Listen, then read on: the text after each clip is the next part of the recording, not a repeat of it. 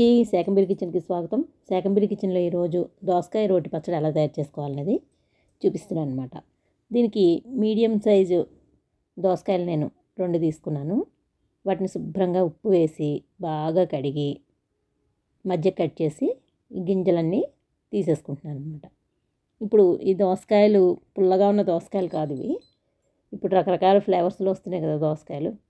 కొన్ని మస్క్ మెలన్లా ఉంటున్నాయి, కొన్ని కొబ్బరి ముక్కల్లా ఉంటున్నాయి, కొన్ని పులుపు ఉంటున్నాయి, కొన్ని పులుపు ఉండట్లేదు, గట్టిగా ఉంటున్నాయి, కొన్ని మెత్తగా ఉంటున్నాయి. కాబట్టి ఇవి కొంచెం మీడియంగా కీరా దోసకాయ ఉన్న టేస్ట్లో ఉన్నాయన్నమాట.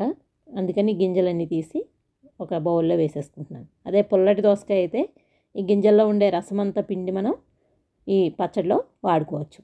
ఈ గింజలు కూడా చట్నీలో వేసుకోవచ్చు, కానీ ఇవి కొంచెం డైజెస్ట్ అవ్వడం కష్టం అవుతుంది అన్నమాట. పైన ఫైబర్ ఈ గింజల పైన ఉండే పొట్టంతా కూడా, అందుకని ఆ గింజల్ని నేను వేసుకోవట్లేదు అనమాట. ఈ పుల్లగా ఉన్నది అయితే మటుకు ఈ రసం తీసి వాడుకోవచ్చు. ఈ దోసకాయ ముక్కల్ని ఇలా చక్కగా స్లైసుల్లా కట్ చేసుకుని సన్నగా పక్కన పెట్టుకోవాలన్నమాట.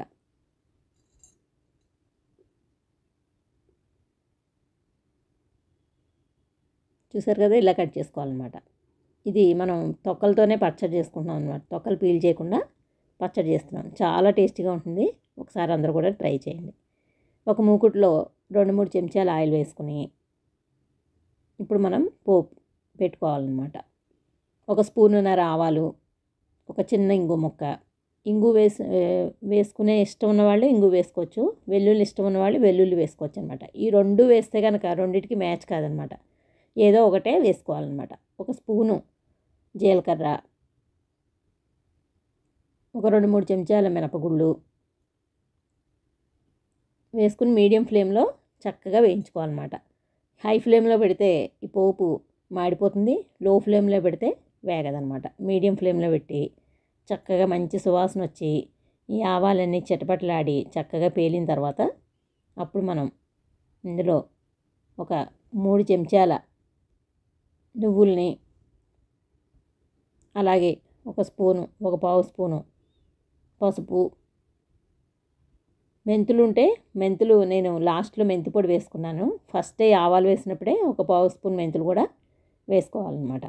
నేను మెంతి పొడి వేసాను కాబట్టి ఇందులో మెంతులు వేయలేదు.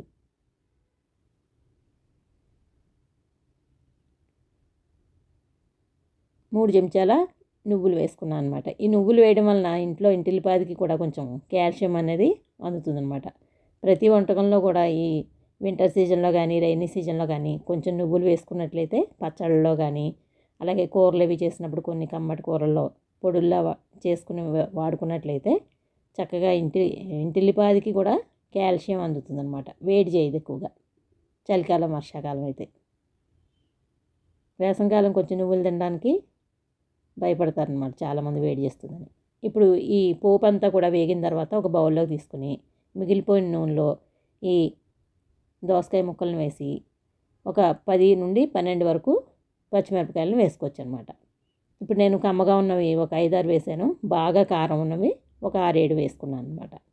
అలాగే చిన్న సైజు నిమ్మకాయ సైజు చింతపండును కూడా వేసుకోవాలి. ఒక స్పూను ఉప్పు, ఇవన్నీ వేసి ఒకసారి కలిపి మూత పెట్టి మగ్గించాలన్నమాట, నీళ్లు పోయకుండా. దోసకాయలైన నీరు ఉంటుంది కాబట్టి ఉప్పు అన్నీ వేయడం వల్ల నీరు బయటకు వచ్చి చక్కగా మగ్గిపోతుంది అనమాట.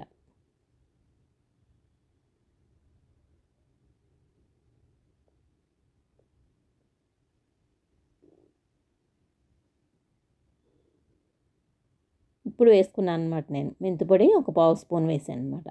వేయించిన మెంతిపొడి అనమాట ఇది. ఈ పుల్లగా చింతపండు కొంచెం పచ్చళ్ళు వాటిలో మెంతులు వేస్తేనే, మెంతులు ఇంగువ పడితేనే టేస్ట్ బాగుంటుంది అనమాట. ఒక పావు స్పూను పసుపు కూడా వేసుకున్నాను.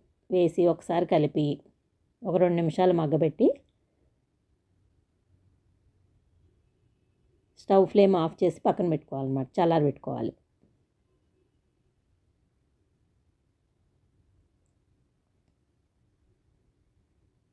ఒక గుప్పుడు కరివేపాకు కూడా ఇందులో వేసి వేయించినట్లయితే చాలా టేస్ట్గా ఉంటుంది అనమాట. ఇందులో కూడా ఫైబర్ చాలా ఉంటుంది, ఒంటికి చాలా మంచిదన్నమాట.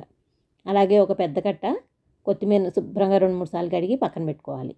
ఇప్పుడు మిక్సీ జార్లో ఈ పోపుని వేసుకుని అది కొంచెం గ్రైండ్ అయిన తర్వాత ఈ ముక్కలు కూడా మనం మగ్గించి పెట్టుకున్న ముక్కలన్నీ వేసి తర్వాత ఈ కడిగి పెట్టుకున్న కొత్తిమీరను కూడా వేసి గ్రైండ్ చేసి ఒక బౌల్లోకి ఈ పచ్చడిని సర్వ్ చేసుకోవాలన్నమాట.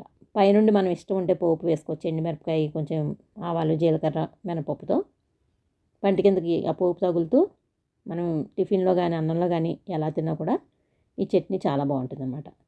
ఈ పచ్చడి మీ అందరూ చూసినందుకు ధన్యవాదాలు. అలాగే నచ్చినట్లయితే ఒక లైక్ చేయండి, షేర్ చేయండి, సబ్స్క్రైబ్ చేసుకోండి. ఈ వర్షాకాలం ఇటువంటి పచ్చళ్ళు చేసుకుంటే చాలా అద్భుతంగా ఉంటుందన్నమాట. ప్రతి ఒక్కళ్ళు